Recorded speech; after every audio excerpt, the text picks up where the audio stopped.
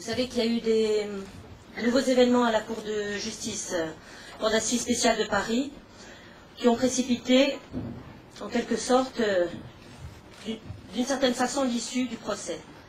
Alors les avocats d'Yvan, ceux qui sont présents ici ce soir, vous feront un rapide rappel de ce qu'ont été ces dernières journées d'audience, les conséquences que ça aura forcément sur le processus judiciaire dans son ensemble. Et ensuite, nous envisagerons les actions que nous pourrons mener ensemble, sous la bannière du comité de soutien, si vous en êtes d'accord, dans les prochaines semaines, dans les prochains jours. Alors, je tenais aussi à remercier donc la Chambre de commerce qui nous a accueillis ce soir, Jacques Nasser tout particulièrement, et l'AEDH qui est toujours à nos côtés, fidèle, dans le combat que nous menons contre l'injustice et contre une certaine forme de justice, donc dite antiterroriste. La FIDH aussi, la Fédération internationale des droits de l'homme, qui a mandaté une mission d'observation, toujours présente à l'heure actuelle, même si nous n'y sommes plus. Donc nous attendons effectivement avec impatience le résultat de cette mission d'observation. Le premier rapport de la mission d'observation nous avait été très favorable. Elle avait mis en lumière un certain nombre de dysfonctionnements. Et on voit au cours de ce deuxième procès, de ce procès en appel, les conséquences immédiates de ce genre de pratique, de ce genre de fonctionnement.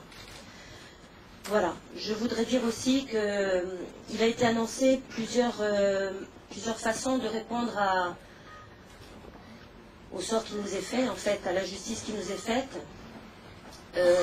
On a annoncé notamment une manifestation en réfléchissant, en parlant tous ensemble, en préparant cette réunion.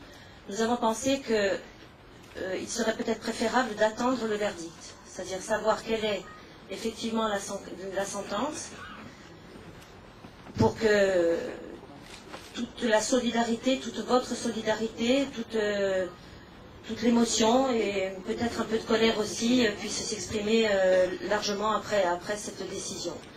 Avant, en revanche, ce que nous souhaiterions faire, c'est informer le plus possible, élargir au-delà des mouvements politiques, des associations, faire appel aux citoyens corses et aux citoyens d'ailleurs, de France et peut-être d'Europe, qui sont sensibilisés de plus en plus à ce qui arrive à mon frère, mais qui en fait touche chaque justiciable. Voilà. Alors encore une fois, merci. Merci du fond du cœur. Je crois que c'est une réussite et voilà, merci pour Yvan.